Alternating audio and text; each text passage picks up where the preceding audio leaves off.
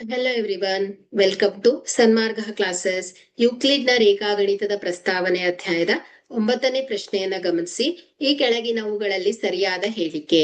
ಆಯ್ಕೆ ಎ, ಒಂದು ಬಿಂದುವಿನ ಮೂಲಕ ಒಂದೇ ಒಂದು ರೇಖೆ ಮಾತ್ರ ಹಾದು ಹೋಗುತ್ತದೆ.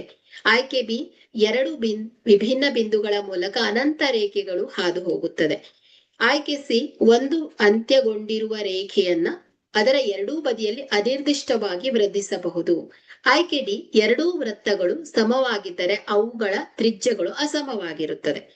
ಸೊ ಇಲ್ಲಿ ಸರಿಯಾದ ಆಯ್ಕೆ ಯಾವ್ದಾಗತ್ತೆ ಹೇಳಿ? ಸಿ ಆಗತ್ತೆ. ಒಂದು ಅಂತ್ಯಗೊಂಡಿರುವ ರೇಖೆಯನ್ನ ಅದರ ಎರಡೂ ಬದಿಯಲ್ಲಿ ಅನಿರ್ದಿಷ್ಟವಾಗಿ ವೃದ್ಧಿಸಬಹುದು. ಹೌದಲ್ವಾ? ಸೊ ನೋಡಿ, ಒಂದು ಬಿಂದು, ಈ ರೇಖೆ ನೋಡಿ, ಎರಡೂ ಕಡೆ ಏನ್ ಮಾಡ್ಬೋದು ನಾವು? ಅನಂತದವರೆಗೆ ಇದನ್ನ ವೃದ್ಧಿಸ್ತಾ ಹೋಗ್ಬೋದು. ಸೊ ಒಂದು ಬಿಂದುವಿನ ಮೂಲಕ ಒಂದೇ ಒಂದು ರೇಖೆಯನ್ನ ಮಾತ್ರ ಹಾದು ಹೋಗುತ್ತದೆ ಅನ್ನೋದು ತಪ್ಪು. ಸೊ ಒಂದ್ ಬಿಂದುವಿನ ಮೂಲಕ ಅಪರಿಮಿತ ಸಂಖ್ಯೆಯ ರೇಖೆಗಳು ಹಾದು ಹೋಗುತ್ತೆ. ಸೊ ಎರಡು ವೃತ್ತಗಳು ಸಮವಾಗಿದ್ರೆ ಅವುಗಳ ತ್ರಿಜ್ಯಗಳು ಅಸಮ ಅನ್ನೋದು ತಪ್ಪು. ಸೊ ಎರಡು ವೃತ್ತಗಳು ತ್ರಿಜ್ಯ 3 ಸೆಂಟಿಮೀಟರ್ ಇದೆ. ಸೊ ಇಲ್ಲಿ ಮತ್ತೊಂದು ತ್ರಿಜ್ಯ ಕೂಡ 3 ಸೆಂಟಿಮೀಟರ್ ಇದ್ರೆ ಆ ಎರಡು ತ್ರಿಜ್ಯಗಳು ಸಮವಾಗತ್ತೆ. ಓಕೆ, ಸೊ ಹಾಗಾಗಿ ಇಲ್ಲಿ ಸರಿಯಾದ ಹೇಳಿಕೆಯನ್ನ ನೋಡ್ಲಿಕ್ಕೆ ಹೋದ್ರೆ ಸಿ ಆಯ್ಕೆ ಮಾತ್ರ ಸರಿಯಾಗಿದೆ. Okay, thank you.